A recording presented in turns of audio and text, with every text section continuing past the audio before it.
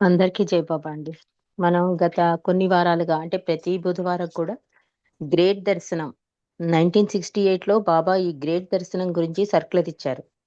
ఆ విశేషాలు తెలుసుకుంటూ 69లో ఈ లాస్ట్ డేస్‌లో బాబా అంటే 69లో కూడా విషయాలు కూడా మనం తెలుసుకుంటున్నాం.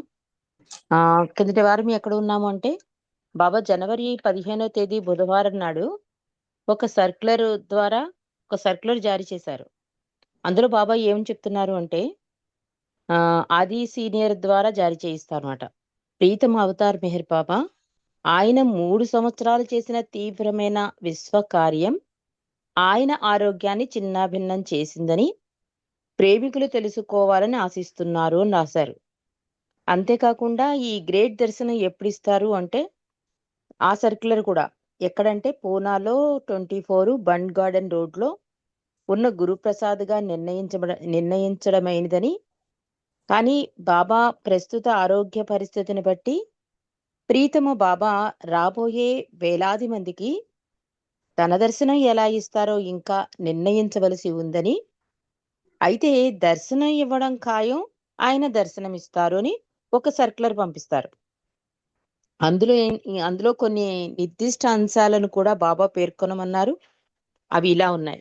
అవేంటంటే బాబా చెప్తున్నారు, వ్యక్తుల కోసం లేదా సంఘటనల కోసం లేదా ప్రోగ్రాముల కోసం ఆశీస్సులు కోరుతూ ఎవరూ రాయకూడదు. అంటే ఈ సర్క్యులర్ అందాక టెలిగ్రాములు లేదా కేబుల్స్ పంపకూడదు. బాబా ఆశీస్సులు ఆయన ప్రేమికులపై సదా ఉంటాయని తెలుసుకుని సంతృప్తిగా ఉండండి. అటువంటి ఉత్తరాలు, టెలిగ్రాములు, కేబుల్స్ బాబాకు చదివి వినిపించబడవు మరియు జవాబులు ఇవ్వబడవు. అంటే ఎప్పుడూ కూడా బాబా వాళ్ళతో కనెక్ట్ అయి ఉండేవారండి ప్రేమికులతో. ఏదో రకంగా లెటర్స్ ద్వారా, లేకపోతే వాళ్ళకి రిప్లైలు ఇస్తూ బాబా చాలా కమ్యూనికేషన్ చేసేవారు ప్రేమికులతో. కానీ ఈసారి ఖచ్చితంగా చెప్పేస్తున్నారు. మీరు ఒకవేళ పంపించినా కూడా అది చదవబడవు, దానికి రిప్లైలు కూడా ఇవ్వబడవు అని చెప్తున్నారు.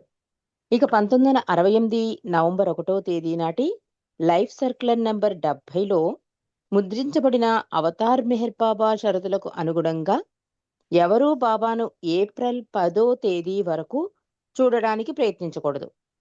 బాబాకు లేదా రెసిడెంట్ మండలికి లేదా నాకు అంటే ఆదికే రాణి గారు చెప్తున్నారు.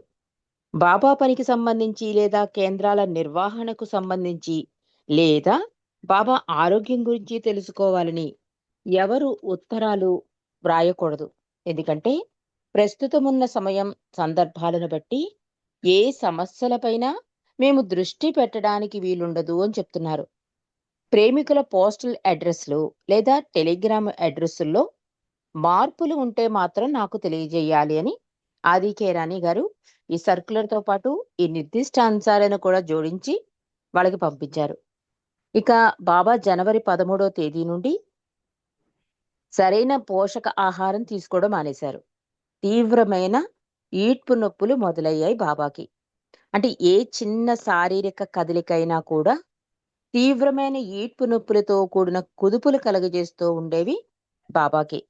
అంటే ఏదైనా సంజ్ఞలు చేసి చెప్పాలనుకుని చేతి వేళ్లను ఉపయోగించినప్పుడు బాబాకు ఉన్నట్టుండి షాక్ రావడం, దాంతో మొత్తం దేహమంతా బెడ్ పైన ఎగిరి పడడం జరిగేది. బాబా అన్నారు, నా శరీరాన్ని నేను ఇప్పుడే వదిలేయాలని కోరుకుంటే నన్ను పూనా తీసుకెళ్ళండి అంటున్నారు. అంటే పూనా తీసుకెళ్దాం, బాబా ఆరోగ్య పరిస్థితి బాగోట్లేదు కదా, కొంత రెస్ట్‌గా ఉంటుందని అనుకుంటున్నారు. కానీ బాబా అంటున్నారు, నా విశ్వకార్య ఒత్తిడి కారణంగా జరుగుతోంది ఇదంతా. నేను చెప్పే వరకు మళ్ళీ డాక్టర్‌ని పిలవద్దని చెప్పి బాబా హెచ్చరిక చేయడం. ఆ రోజు ఆది సీనియర్ వచ్చినప్పుడు బాబా అతన్ని ఇలా అడిగారట. ఏమనంటే, నేనెవరో నీకు తెలుసా అని అడిగారట. నేను సాక్షాత్తు భగవంతుడను ఇదే చెప్పు. అంటే మండలికి నేను భగవంతుడినని చెప్పు. నేను ఏం చేస్తున్నానో నాకు తెలుసునని చెప్పు అని ఆది సీనియర్‌తో చెప్పారట బాబా. ఆది సీనియరు, బాబా మీరు భగవంతుడే అని జవాబిచ్చారట. ఆ తర్వాత బాబా అంటున్నారు, కోమాలోకి వెళ్తాను. అయితే నేను తిరిగి మళ్ళీ వస్తాను అన్నారట ఆది సీనియర్‌తో. అంటే మండలంతా కంగారు పడిపోతున్నారు కదా! ఎలా దర్శనమిస్తారు? అస్సలు ఆరోగ్యం బాగోలేదు. ఏం తింటంలేదు. దేనికి సహకరించట్లం లేదు. చాలా కంగారు పడిపోతుంటే బాబా చెప్తున్నారు, నేను సాక్షాత్తు భగవంతుని గుర్తుంచుకోండి అని ప్రతిసారి చెప్పేవారు గోహెరికి అందరికీ కూడా. ఇప్పుడు ఆది సీనియర్‌తో కూడా చెప్తున్నారు. ఆఖరికి ఆది సీనియర్ అన్నాడు, "బాబా మీరు భగవంతుడే" అని. అప్పుడు బాబా అంటున్నారు, "నేను కోమాలోకి ఒకవేళ వెళ్ళినా కూడా మళ్ళీ తిరిగి వస్తాను" అన్నట్ట. అక్కడ ఉన్నవారంతా నిస్సహాయులుగా ఉండిపోయారు. వారంతా బాబా అభిష్టాన్ని అంగీకరించవలసి వచ్చింది. విశ్వం కొరకు బాబా అనంతంగా బాధను అనుభవిస్తున్నారు. కానీ అది ఆయన కరుణతో కూడిన ఆయన ఇచ్చకు అనుగుణంగా జరుగుతూ ఉంది. సృష్టి మొత్తానికి విముక్తి కలిగించడానికి ఆయన అంతులేని బాధను అనుభవిస్తున్నారు. వాస్తవంగా బాబాకు ఎవరు ఎటువంటి సహాయమూ అందించలేరు. పరిమితమైన వారు అపరిమితనకు ఎలా సహాయపడగలరు? అపరిమితుని ఆనందం అనంతమైన వేదనను అనుభవించడంలోనే ఉంది. పరిమితుని నుండి అవసరమైనదొక్కటే, అపరిమితుని ఇచ్చకు లోబడి ఉండడమే. అవతారునికి మనం చెయ్యగల సహాయం ఇదొక్కటే. తన ప్రేమికుల కోసం మరియు ప్రపంచం కోసం మెహర్ బాబా అనుభవిస్తున్న వేదన యొక్క తీవ్రతను వర్ణించడం ఆయన స్త్రీ పురుష మండలికి కూడా సాధ్యం కాదు. బాబా కరుణ అనంతం, బాబా ప్రేమ అనంతం. ఆయన సమస్త జీవుల కష్టాలను తనపై వేసుకుని దాని స్థానంలో ప్రేమ మరియు దయను ప్రసాదిస్తారు అని బాబూజీ ఇక్కడ రాశారండి. ఎంత అద్భుత అవతారం మన మెహర్ అవతారం అన్నది ఈ చిన్న మాటల్లో మనకు అవగతమైపోతుంది. భగవంతుడు ఎంత కరుణామయుడు, ఎంత దయ, ఎంత ప్రేమని కురిపిస్తాడు అని. ఇక జనవరి 14వ తేదీ హిందువుల పండగ సంక్రాంతి జరుపుకున్నారు.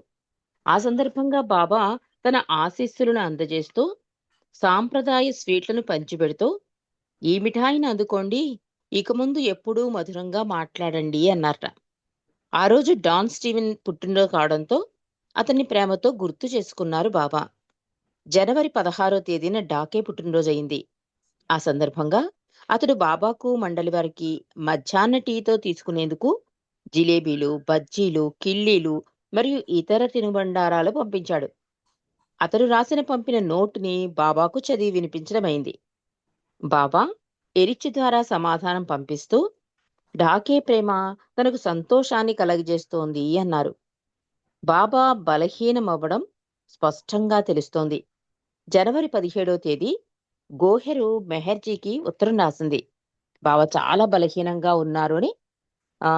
గత 12 రోజులుగా మల్టీ విటమిన్స్ మరియు ఇతర మాత్రలు కూడా ఇస్తున్నామని గోహెర్ తెలియవరిచింది.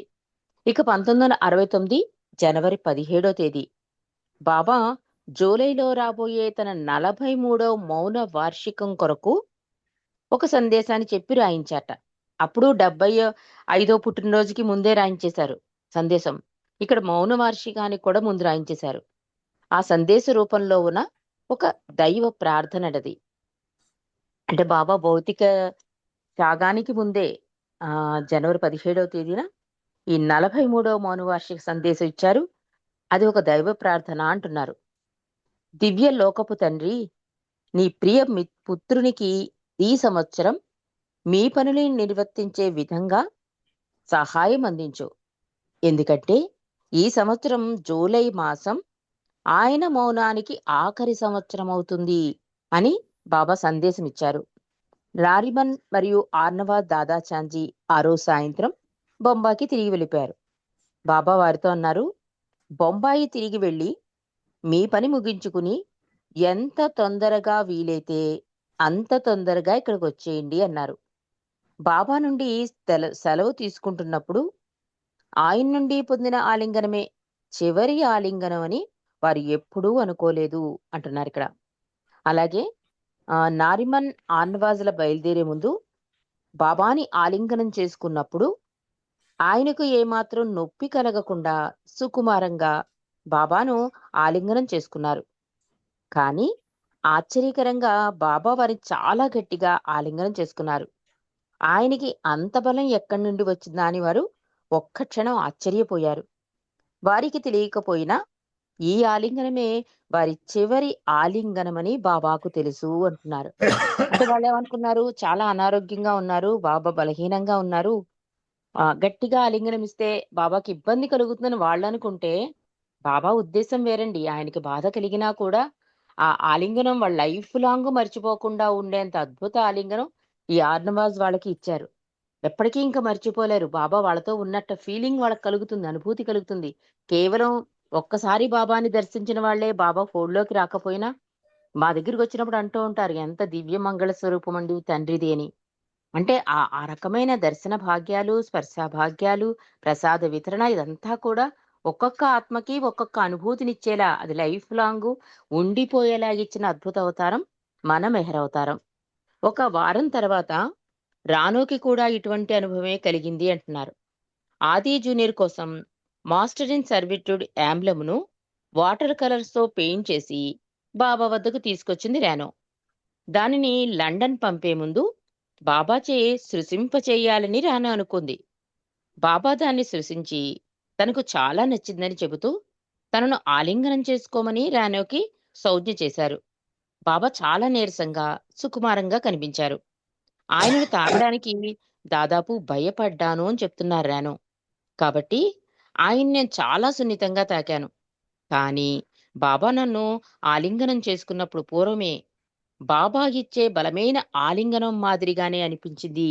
అంటే ఇదివరకు బాబా హెల్తీగా ఉన్నప్పుడు ఎలాంటి ఆలింగనం ఇచ్చారో అలాంటి అనుభూతే పొందాను అని చెప్తోంది రానో గారు. శర్మ గారు కొంచెం మ్యూట్ చేసుకోండి. జై బాబా. ఇక జనవరి 19వ తేదీ ఆదివారం నాడు బాబా ఆరోగ్య పరిస్థితి కొంత మెరుగ్గా కనిపించినా ఆయన బాగా నీరసించిపోయారు. కొన్ని వేళలో ఆయన తన ప్రేమికులలో కొంతమందిని ఆరాధనా భావంతో గుర్తు చేసుకునేవారు. కానీ ఆ ఆరాధన కూడా ఆయన శక్తిని హరింపచేసింది. అంటే బాబా తలుచుకునేవారండి ఇదివరకు. అది చదువుతున్నప్పుడు కూడా మనకి ఎంత అద్భుతంగా అనిపిస్తుందో. వాళ్ళెలా ఉన్నారు? వాళ్ళ దగ్గర నుంచి ఉత్తరాలొస్తున్నాయా? వాళ్ళ ఆర్థిక పరిస్థితి ఏంటి? అని మండలిని అడుగుతూ ఉండేవారు. ఇప్పుడు కూడా బాబా కొంతమంది తలుచుకునేవారట. కానీ తలుచుకునేటప్పుడు ఆ కదలికల వలన బాబాకి శక్తంతా ఆహ్, తగ్గిపోయేది. ఇంకా బాధలెక్కువైపోయేవిట. మొన్నాడు జనవరి 20వ తేదీ బాబా కోకిలని పిలిచి అన్నం, పప్పు వండి పంపించమన్నారు. బాబా పప్పు కొద్దిగా రుచి చూశారు. బాబా రమకు అంటే బావు కల్చూరి వాళ్ళ భార్యతోటి వంకాయ వేపుడు పంపించమని సూచించారు. వాటిని బాబా తిన్నారు. బాబాకు ఆకలి బాగా మందగించి తినాలనే ఇచ్చి లేకుండా పోయింది. బాబా ఏం తినాలో ఎంచుకునేవారు. అయితే శక్తి రావడానికి తినాలని ఆయన ఒప్పించడం మాత్రం చాలా కష్టంగా ఉండేది అంటున్నారు శ్రీమండలి. కొన్నిసార్లు మండలివారు బాబాకు ఆహారం తినిపించాలని చూసినప్పుడు తనకు ఆకలిగా లేదని చెప్పి తనతో ఉన్న వారికి దానిని తినమని ఇచ్చేసేవారు. తెరిచి బాబా దగ్గరకు వెళ్లే ముందు ఒక పాన్ వేసుకుని వెళ్ళేవాడు. తద్వారా బాబా తన ఆహారాన్ని తినమని ఎరిచికి అందించినప్పుడు ఎరిచ్ అనేవాడు, "క్షమించండి బాబా, నేనిప్పుడే కిళ్ళీ వేసుకున్నానని" తప్పించుకునేవాడు. అంటే చిన్న చిన్న అలా అయినా బాబాలో తింటారని పాపం వాళ్ళ ప్రయత్నం అన్నమాట. చాలా కష్టంగా ఉండేది తినడం. పోనీ ఏమైనా తింటారని తీసుకెళ్ళిన వాళ్ళకే ఇవి పెట్టేసేవారట బాబా. అందుకే నిరిచి కిళ్ళీ వేసుకుని వెళ్ళేవారట. బాబా తినమంటే నేను కిళ్ళీ వేసేసుకున్నాను బాబా తినలేనని చెప్పేవారట. గోహెరు బాబాకు పోషకాహారలతో కూడిన పానీయం తాగడానికి ఇచ్చినప్పుడు ఒక స్ట్రా కూడా ఇచ్చేది. ఆమె చూడనప్పుడు స్ట్రాను మధ్యలోకి వంచేసి, "ఆ స్ట్రా వంగిపోయింది.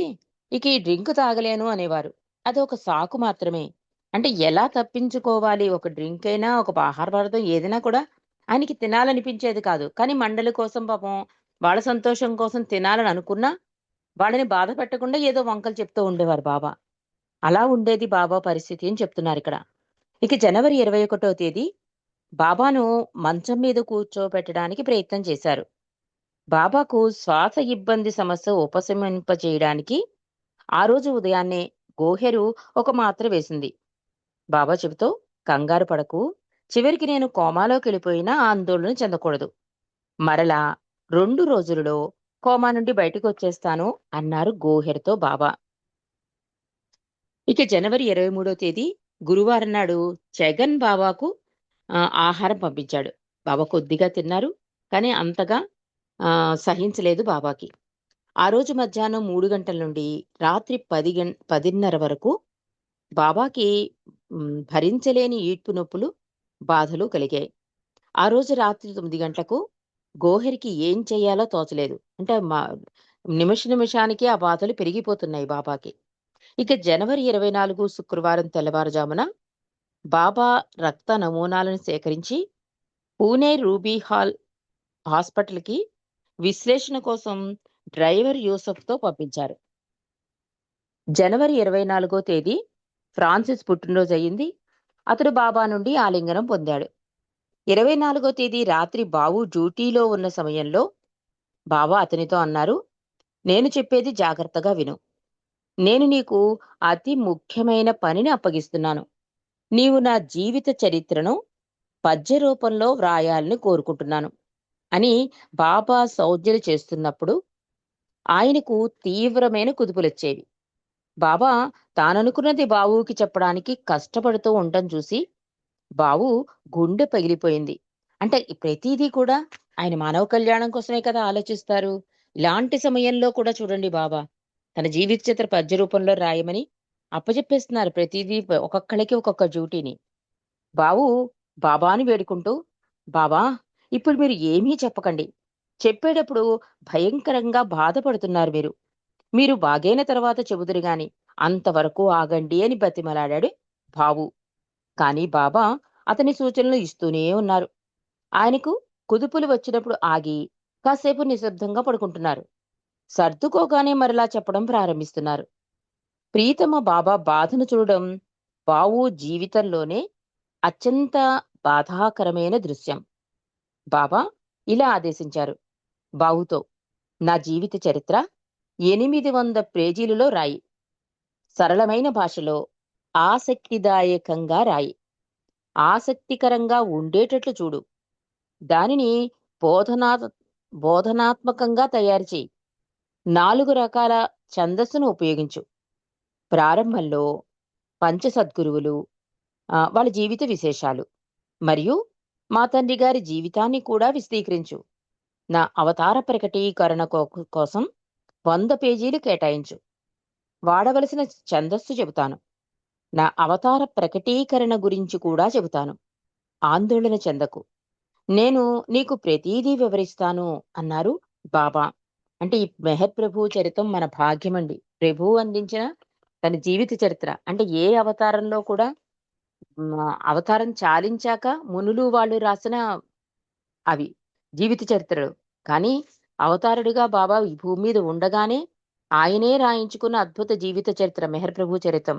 కాబట్టి ఎన్నిసార్లు చదువుకున్నా ఇన్ని భాగాలైపోయాయి ఇంక చదవాలని చదవకూడదు ఆపేద్దామని ఉండదు. ఎండింగ్ వచ్చేసాక మళ్ళీ మొదటి భాగం చదువుకోవచ్చు. ఎందుకంటే ఎంత చదువుకున్నా తరగని పెన్నిధి సన్నిధి ఆయన సాన్నిధ్యం మనకు అలవడుతుంది కనుక మనకు అవకాశం ప్రభు ఇస్తున్నాడు కనుక పా ఎన్నో వాల్యూమ్‌తో ఆగిపోయిందిది. 17 భాగంతో ఆగిపోయింది. ఆగిపోయాక చదవడం అయిపోయిందండి మెహర్ ప్రభు చరితం కాదు. మళ్ళీ మొదటి నుంచి చదవవలసిందే. ఎందుకంటే తండ్రి ఎన్ని జాగ్రత్తలు తీసుకుంటో చూడండి. అలాంటి పరిస్థితుల్లో కూడా ఎక్కడి నుంచి స్టార్ట్ చేయాలి? ఏమేం వివరణలివ్వాలి? ఏది అందించాలి? ఎలాంటి ఛందస్సు వాడాలి? ఎంత అద్భుతంగా ప్రభు బావుకి చెప్పాడు. అంటే ఇది బాబు రాసింది కాదు.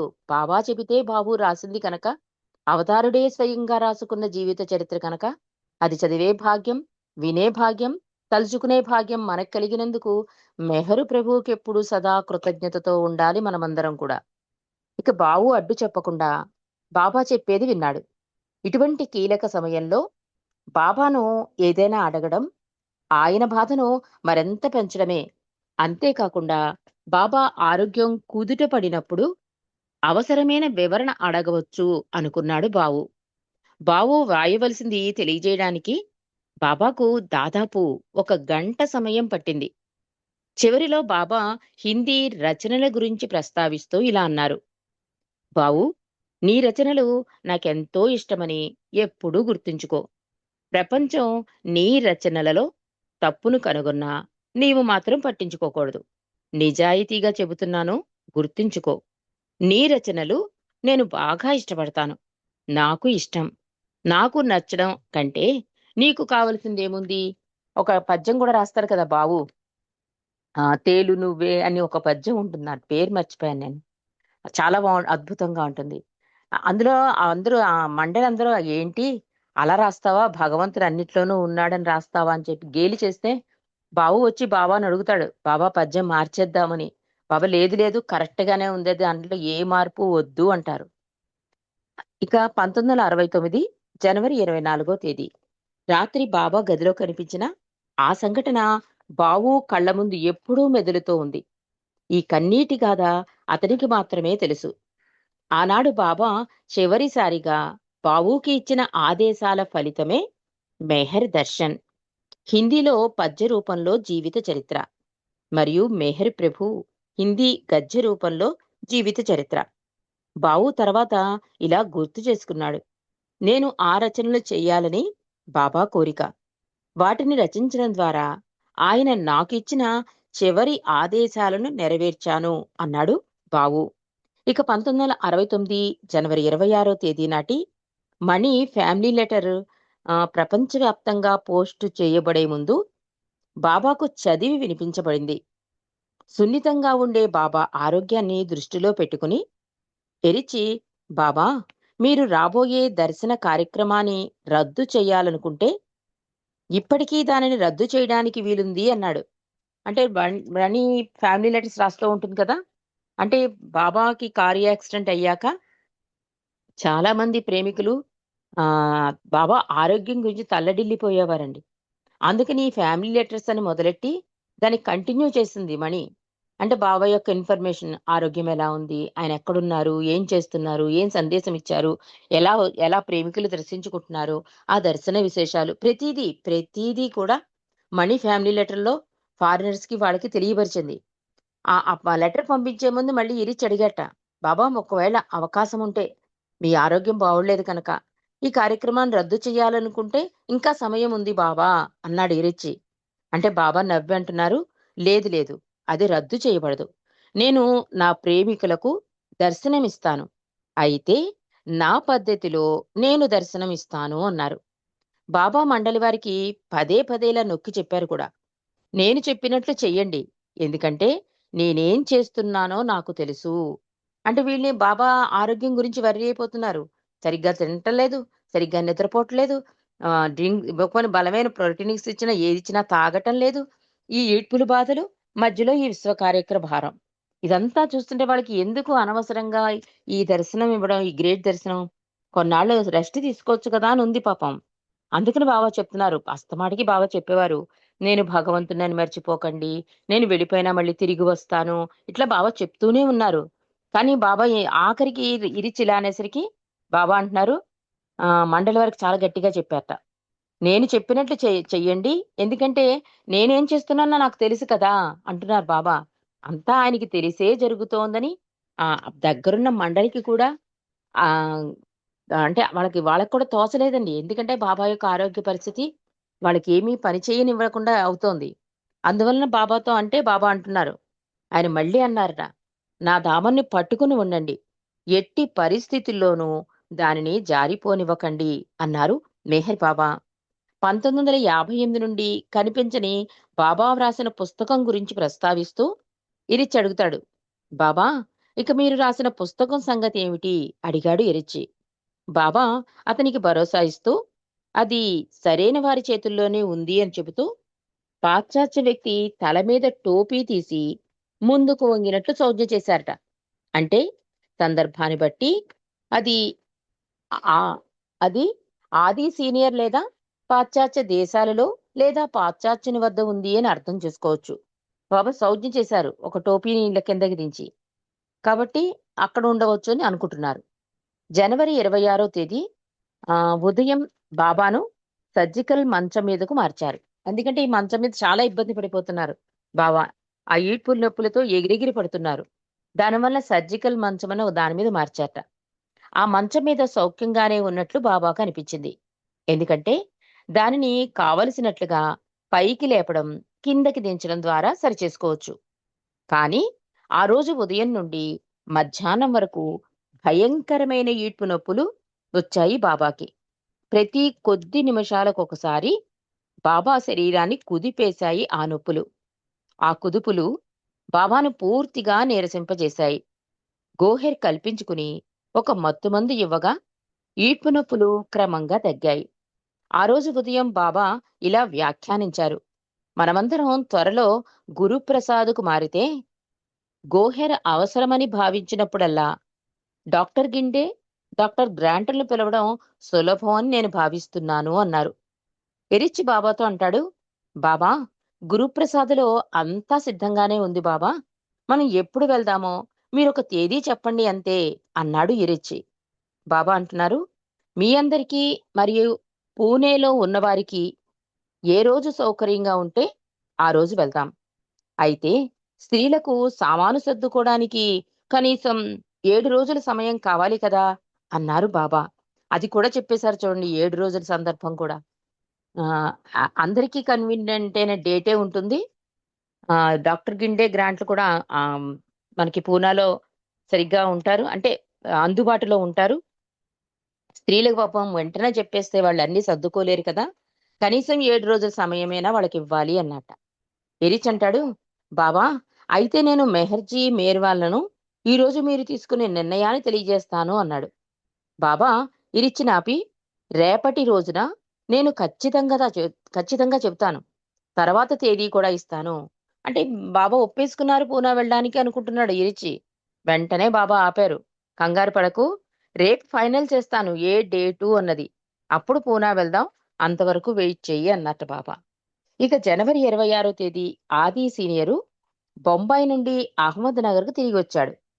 బాబా ఆరోగ్యం ఆందోళనకరంగా ఉందని విన్న జిమ్ మిస్త్రీ భార్య రోడా ఆది సీనియర్‌తో పాటు ఆ ఉదయం మెహరాజాద్‌కి వచ్చింది. ఈ క్లిష్ట సమయంలో మెహరాజాద్‌లో ఉండి బాబాకి, స్త్రీమండలికి అవసరమైన సేవలందించడానికి బాబా తనను అనుమతిస్తారని రోడా భావించింది. కానీ బాబా అంతా సర్దుకుంటుందని హామీ ఇచ్చి ఆమెను తిరిగి వెనక్కి పంపించేశారు.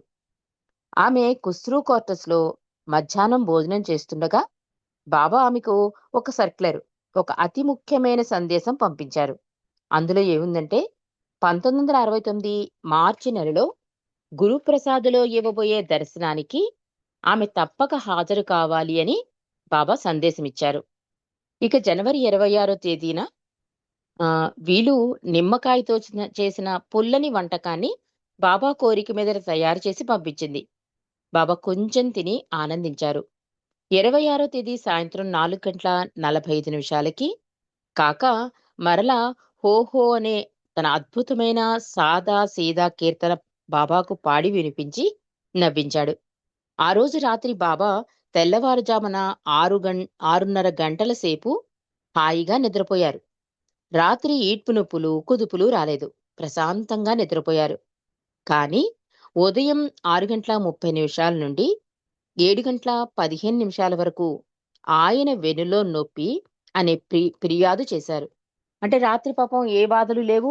తెల్లవారుజామున బాగా నిద్రపోయారు. హమ్మయ్య! కాస్త బావుంది ఆరోగ్యం అనుకునేసరికి మళ్ళీ మార్నింగ్ 6:30కే బాబాకి వెన్నునొప్పి ప్రారంభమైంది. ఈ నొప్పితో మంచం మీద పక్కకు ఒత్తిగిల్లడం కూడా చాలా కష్టంగా ఉండేది. అయినప్పటికీ శరీరం బిగుసుకుపోయే లక్షణం పోయి ఎంతో తేలికగా బాబా మంచం మీద అటూ ఇటూ తిరగగలిగేవారు. 12:30కి బాబా మండలి వారితో చెబుతూ మార్చి నెలాఖరికి ముందు, అంటే ఎప్పటి మాదిరిగానే పూణే వెళ్ళకూడదని నిర్ణయించుకున్నట్టు తెలియజేశారు. బాబా ఎక్కడికైనా కదలాలి అంటే అంబులెన్స్‌లోనే వెళ్ళాలని భావించిన ఎరిచి ఆ రోజుకి అంబులెన్స్ అద్దెకు తీసుకురావడం కోసం వాకబు చేయడం మొదలుపెట్టాడు. ఎంత నెమ్మదిగా తన ప్రణాళికని జరిపించుకుంటున్నాడో చూడండి బాబా. వెళ్దామని చెప్పారు పూనా. డేట్ రేపు చెప్తానన్నారు. మొన్నడేమన్నారు? మార్చి వరకు ఎట్టి పరిస్థితుల్లోనూ నేను కదలను అన్నారు. కానీ బాబా ఒకవేళ గమ్మున పూనా వెళ్ళాలంటే అంబులెన్స్ తప్ప ఇంకేం లేదు బాబాని తీసుకెళ్ళడానికి. అందుకని ఈ అంబులెన్స్ గురించి కూడా అది అంతే, అంటే అంత గమ్మున దొరకవు కదా! ఇప్పుడంటే ఆహ్, బాగా కన్వీనియంట్‌గా ఉన్నాయి కానీ, అప్పట్లో అంబులెన్స్‌ని బుక్ చేయడం కూడా కష్టంగా ఉండేది. దొరకడం కష్టం. అందుకని దాని అద్దెంత? ఎక్కడ దొరుకుతుంది అని అప్పుడే వాకప్ మొదలెట్టేశాడు ఇరిచ్చి. ఆ రోజు మధ్యాహ్నం 1:30 ప్రాంతంలో జగన్ తయారు చేసిన ఆహారాన్ని బాబా తీసుకున్నారు. ఆది సీనియరు బాబా కుదుపులు తగ్గడం కోసం ఒక హోమియోపతి మందుని 2 గంటలకు ఒకసారి వేయమని పంపించాడు. అంటే ఎవరి ప్రయత్నాలు వాళ్ళవండి. బాబాకి సంతోషం, కంఫర్టు, ఈ బాధల నుండి ఉపశమనం కలగాలి. అందుకని ప్రతి వాళ్ళు ఎవరి ప్రయత్నం వాళ్ళు పాపం మండలంతా చేస్తూనే ఉన్నారు. ఇక జనవరి 28వ తేదీ మంగళవారం తెల్లవారుజామున మొదలుకొని బాబాకు దగ్గరగా ఈడ్పు నొప్పులు వస్తూనే ఉన్నాయి. అవి బాబాను బాగా నలిపేశాయి. ఆ రోజు నిజంగా భయంకరమైన రోజు. 16 గంటల పాటు, అంటే ఉదయం 5 గంటల నుండి రాత్రి 9 గంటల వరకు ఆగకుండా ఈడ్పు నొప్పులు, కుదుపులు వస్తూనే ఉన్నాయి బాబాకి. ఈ కుదుపుల వల్ల మంచం మీద నుండి పైకి ఎగిరిపడుతున్న బాబా దేహాన్ని ఎరిచ్, బావు, పెండు మరియు ఫ్రాన్సిస్ మంచానికి నొక్కిపెట్టి పట్టుకోవలసొచ్చింది. బాధ కలిగించే కుదుపులు బాబాను బాగా అలసటి గురిచేశాయి. ప్రతి కుదుపులో ఆయన వెన్నుపూస భాగంలో నొప్పి గురించి ఫిర్యాదు చేసేవారు. ఇక జనవరి 29 ఈ విశేషాలు మళ్ళీ బుధవారం మనం తెలుసుకుందామండి. అవతార్ మెహర్ బాబా కీచ్. జై బాబా అండి. పనగేశ్వరరావు గారు. జై బాబా అండి. అవతార్ మెహర్ బాబా की जय.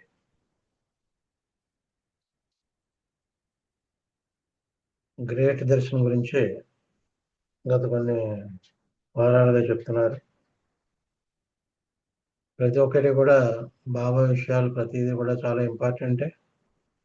మనం అనూహ్యమైనటువంటి విషయాలు అవి, మన ఊహకు అందనటువంటి విషయాలు, అది జరిగే సంఘటనలు కూడా అలాగే ఉంటాయి. ఎందుకు ఇలా జరిగింది అని మనం తర్జన భర్జన చేసుకున్నా కూడా మనకి సరైన ఆన్సర్ దొరకదు. ఆ విధంగా ఆయన చరిత్ర అంతా కూడా ఆయనే చిత్రీకరించుకున్నారు. జై బాబా. ఇప్పుడు మళ్ళీ